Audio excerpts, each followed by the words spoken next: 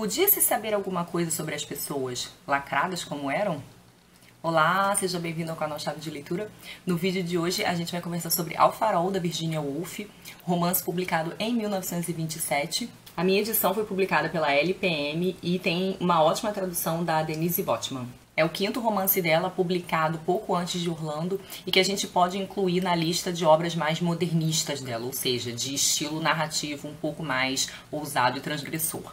Ao Farol conta a história da família Ramsay, que vai passar férias de veraneio numas ilhas na Escócia. E essa família é composta pelo senhor e pela senhora Ramsay e pelos seus 8 filhos.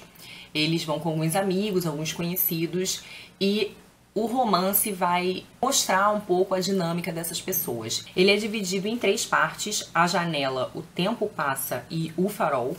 E entre a janela e o farol tem uma distância de 10 anos. Então a primeira parte em 1910, a segunda em 1920. Na primeira parte, eles já estão acomodados na casa, estão planejando um passeio para o farol, que fica próximo à ilha onde eles estão hospedados. Mas aí não rola o passeio, porque tem uma questão de tempo, mas o foco realmente é o relacionamento dessas pessoas, né? O modo como elas se relacionam, que é explorado aqui, principalmente através de um recurso que notabilizou a Virginia, que é o fluxo de consciência. Então a gente tem aqui um narrador onisciente, mas é aquele narrador que se utiliza bastante de discurso indireto livre, na medida em que ele vai mostrando os pensamentos, o fluxo dos pensamentos desses personagens, as suas sensações, os seus sentimentos. Esse é um romance bastante impressionista, então a gente vai tendo aqui a exploração muito dessas impressões e sensações quando elas ainda estão um pouco turvas, né? Elas não estão um pouco claras enquanto pensamento. E é um romance que tem muito simbolismo também, e eu já falo um pouquinho melhor dele. Eu queria mostrar um fragmento que explora um pouco essa coisa da impressão dos pensamentos fugidios e caóticos e aleatórios que vêm juntos numa determinada situação. Nesse fragmento, a gente vê as mudanças sutis nesses pensamentos e sensações. E é um fragmento de um pensamento da senhora Ramsay. Era um presunçoso terrível, assim um chato de galochas, pois embora já tivessem chegado à vila e estivessem na rua principal, com carroças rangendo no calçamento da rua, ele ainda continuava a falar de fundações, de dar aula, dos trabalhos, de ajudar nossa classe, de conferências, até que ela concluiu que ele havia recobrado toda a autoconfiança. Tinha se recuperado do circo e estava prestes, e agora ela voltou a gostar muito dele, a lhe contar, mas então, desaparecendo as casas de ambos os lados, chegaram ao cais, onde a baía inteira se abria diante deles, e a senhora Ramsay não conseguiu conter a exclamação: "Oh, que lindo!" Então a gente tem esse pedacinho que mostra a oscilação sentimental da senhora Ramsay em relação ao Tansley, né, que é o personagem sobre quem ela tá falando, Charles Tansley, que é um cara que consegue ser enervante, mas que tem seus momentos adoráveis, pra ela, pelo menos, né? A relação que ela tem com ele. Como em toda história de família, tem um ressentimento aí envolvido entre as pessoas. A gente vai ver personagens que são um pouco mais vaidosos que outros, que são um pouco mais egoístas que outros, e os níveis variados de ressentimento que isso vai criando. Eu não vou esmiuçar, é um romance com, né, muitas pessoas. Essa primeira parte, especialmente, fala bastante de várias dessas pessoas, e aí é melhor, né, mais interessante deixar para que vocês leiam. Mas tem essa tensão familiar e esse uso do fluxo de consciência é muito interessante para ver como é complexo nessa relação de amar e ser ressentido, e de criar expectativas que nem sempre são atendidas, e também de um certo desequilíbrio de poder. Esse é um romance de 1927 e que tem toda essa primeira parte, que é a maior parte, em 1910, então a gente entende aí que o equilíbrio de forças ele tende a ficar mais desfavorável para as mulheres, né? E a Virginia explora isso aqui de um jeito muito interessante. Além da família Ramsay, tem a Lily Briscoe. Ela acaba sendo uma personagem bem importante aqui. Ela é uma convidada da família e ela pinta, aparentemente por hobby. Eu falei que o romance é um romance muito impressionista. A Lily Briscoe, ela tem uma importância nesse sentido, porque ela está pintando um quadro na primeira parte que ela vai retomar lá na segunda parte, 20 anos depois. Ela tá pintando a paisagem ali desse local onde eles estão hospedados. E ela fala da pintura dela de um modo impressionista. Ela tá exatamente tentando captar um momento, uma sensação que é dela própria. E é interessante o que a Virginia faz aqui nesse sentido do impressionismo, porque esse é um romance muito sobre o olhar. Ele, de vários modos, é um romance sobre o olhar. O olhar que cada um tem sobre o outro, né? E como que isso cria relações e expectativas.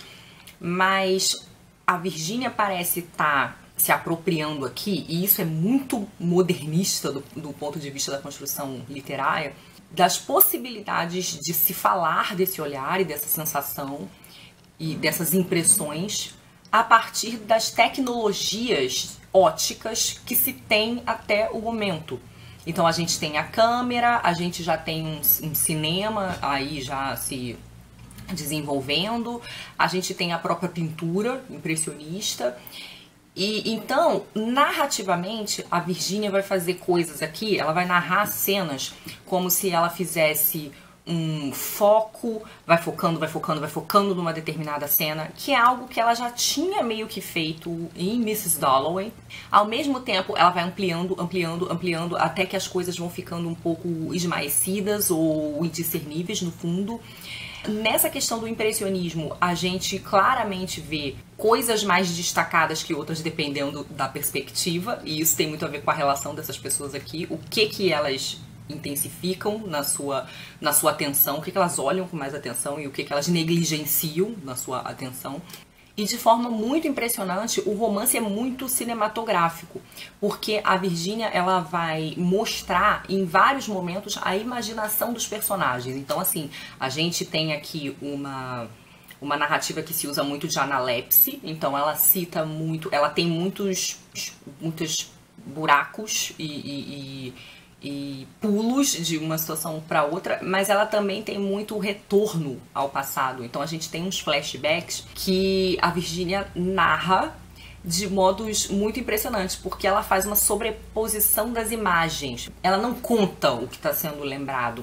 Isso é contado por imagens, imageticamente, uma projeção de uma imagem sobre a outra, quase como você faria num filme. Você está vendo um filme, o personagem ele não vai parar necessariamente para dizer o que ele está lembrando, ou um narrador em off vai dizer o que ele está lembrando. Você vai ver a lembrança do personagem. E você vai ver também a imaginação, aquelas coisas de um mundo totalmente subjetivo e imaginário, criativo, que um personagem está fazendo. Eu vou ler 2 fragmentos que mostram isso muito bem. No primeiro deles, você tem uma faxineira que está limpando a casa, num momento em que a casa está vazia. E essa senhora, ela tá tendo lembranças. Podia vê-la agora inclinada sobre suas flores, e frágil e faiscante como uma recha amarela, ou o halo na ponta de um telescópio, uma senhora de capa cinzenta, inclinada sobre suas flores, passou pela parede do quarto, por cima da penteadeira, através do lavabo, enquanto a senhora McNabb seguia com seu andar manco e arrastado, espanando, endireitando as coisas. Então, essa lembrança dessa senhora que ela está tendo, a lembrança está andando pela parede, pela superfície dos objetos que essa senhora está limpando, né? Então, ela vai lembrando e a lembrança dela vai passando pelas superfícies que ela está limpando. Numa outra cena, uma das filhas do casal está imaginando, ela está contando uma historinha a partir do lugar onde ela está e com o qual ela está interagindo. A passagem diz assim: perdendo-se em pensamentos, transformou a poça em mar, converteu os barrigudinhos em tubarões e baleias, lançou vastas nuvens sobre esse mundo minúsculo, erguendo a mão contra o sol. E assim trouxe trevas e desolação, como o próprio Deus, a milhões de criaturas ignorantes e inocentes. E então afastou a mão de repente e deixou que o sol inundasse tudo. Então você tem essa menina aí interagindo com um pedacinho de uma poça. Então ela fica ali interagindo como se fosse Deus, né? Alterando ali a luz, enfim, a iluminação. Esse é um romance bastante poético, um dos mais poéticos da Virginia. Ela faz um uso de prosa poética bastante bonito aqui. E isso fica bastante evidente no capítulo 2, que é o da passagem do tempo. A gente tem aqui esses 2 momentos divididos pela guerra. E Esse capítulo, ele é muito impressionante porque a casa tá vazia, as pessoas não estão ali e o país está transformado pela guerra, né? E as vidas individuais ali daquelas pessoas, ela fica muito afetada num sentido de ganhar uma certa desimportância, né? Visto que agora está acontecendo uma situação nacional séria, crítica. E o modo como a Virginia mostra essa mudança de importância nesse capítulo é muito impressionante. Então ela vai contando o que aconteceu com personagens importantes de modo muito ríspido, entre parênteses. A narrativa desse segundo capítulo, ela é quase toda focada na degradação da casa. A casa sem ser ocupada, sem que os donos mandem recursos, ela vai envelhecendo, ela vai sendo invadida por animais, por pragas, ela vai ficando suja, ela vai ficando empoeirada.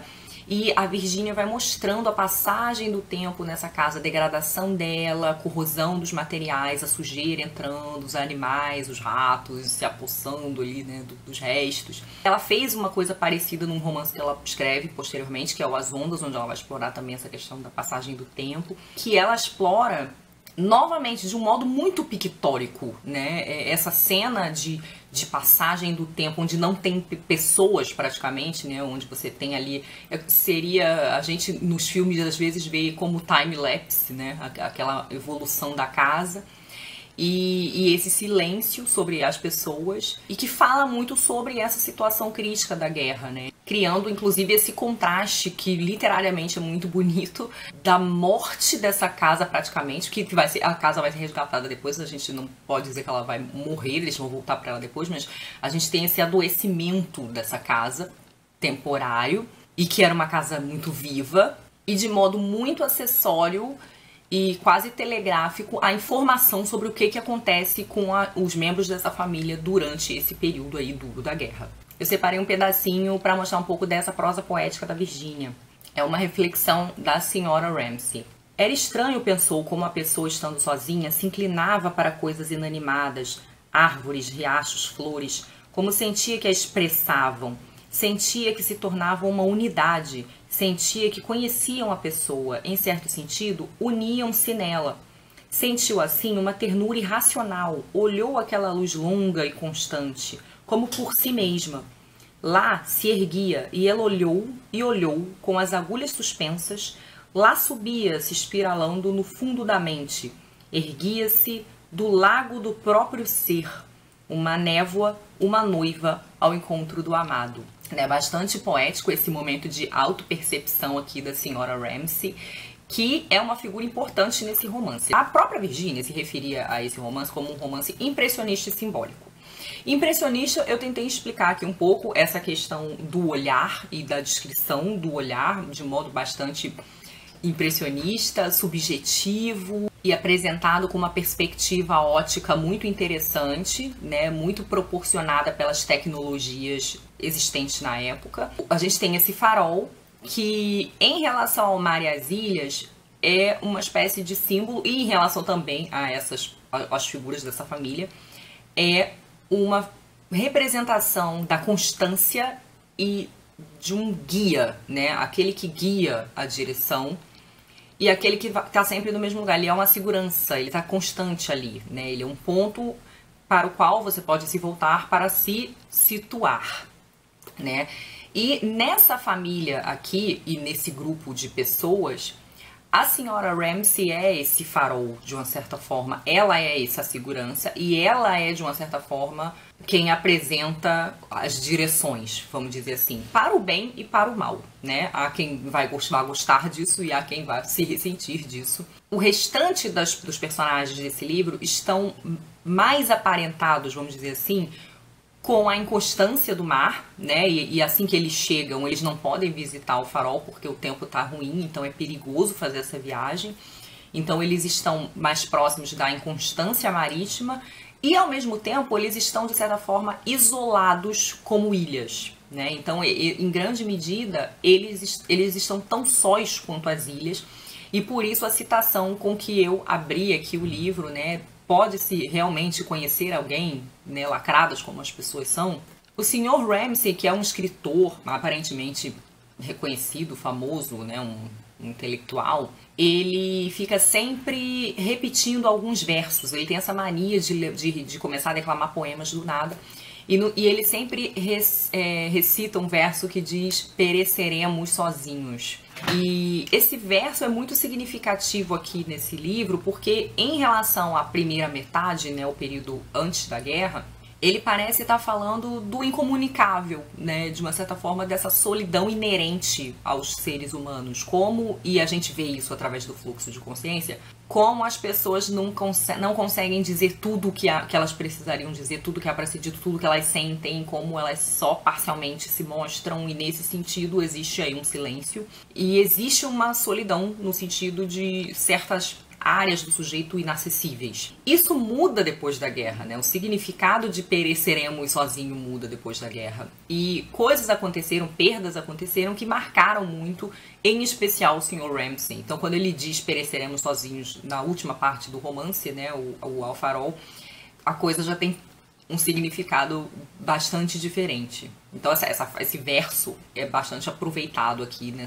nessa carga semântica variável aí, né? Nessa polissemia. Como o romance em grande medida fala dessa passagem do tempo e dessas transformações da própria degradação, de uma certa forma, que acontece pelo envelhecimento, pelas perdas, pelas mudanças, pelos traumas, é interessante que a Lily Briscoe, essa personagem, apareça ali tentando registrar as coisas, as suas impressões num quadro, tentando, de uma certa forma, eternizar aquilo, de algum modo, eternizar a existência, né, e dar-lhe menos fugacidade, talvez menos desimportância, considerando os acontecimentos maiores políticos. E o retorno dessa família às ilhas e essa visita ao farol que eles finalmente fazem depois de 10 anos, dos 10 anos anteriores não terem conseguido fazer, ela tem um quê de retorno, de tentativa de retorno para algo seguro, tentativa de retorno para algo conhecido, para algo familiar, né? E aí o livro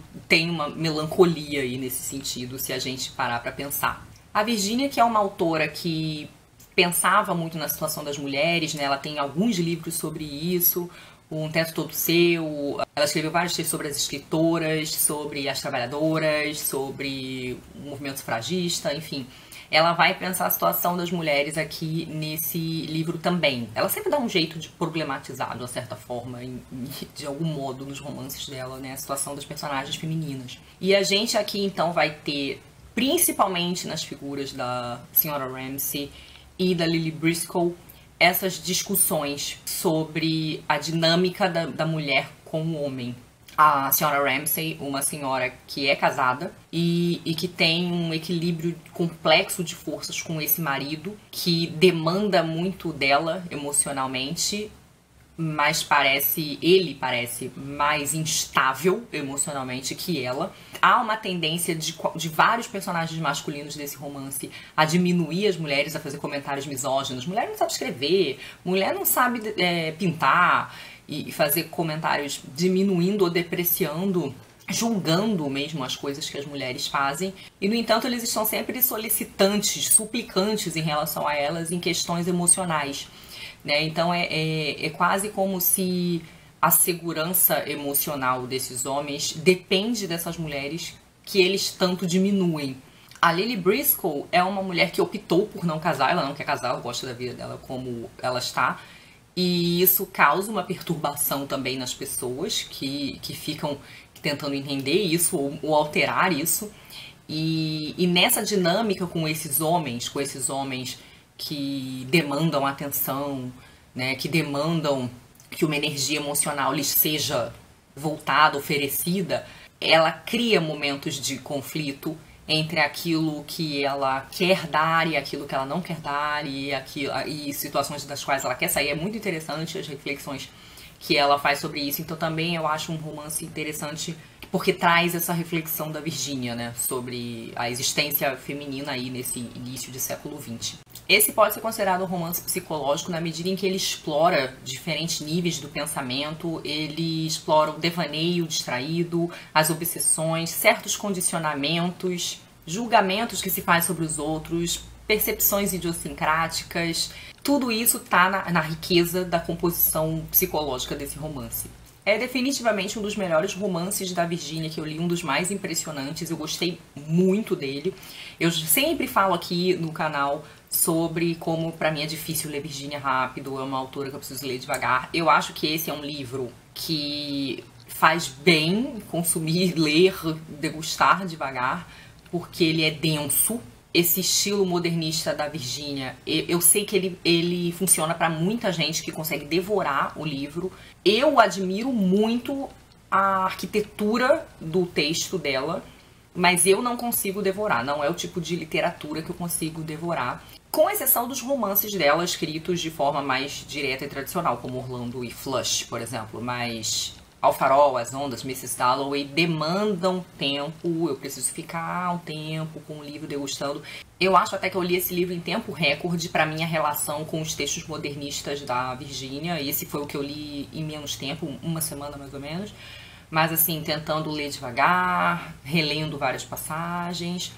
É um texto muito bonito para ser degustado devagar, porque ele tem muito essa questão poética e ele tem uma densidade sobre a qual é interessante a gente pensar e tentar imaginar a partir de todo essa perspectiva ótica variada, diferenciada da qual ela se aproveita para narrar essa história. Então é interessante, eu acho, de ler com esse cuidado. Mas é definitivamente um grande romance, né? Uma história, não deixa de ser também um pouco de história de família. E com essas pessoas absolutamente normais e absolutamente verossímeis, com seus dramas, suas contradições, né? Seus ressentimentos. Né? Então eu gostei bastante. Me digam aí se vocês já leram esse livro, Ao Farol, ou se vocês já leram qualquer outro da Virginia. A gente aqui no canal já tem um bocado de resenhas de livros da Virginia. Eu vou fazer uma playlist Virginia Woolf aí pra facilitar, porque eu sei que é uma autora que as pessoas gostam bastante. É isso, beijinhos e até a próxima. Tchau!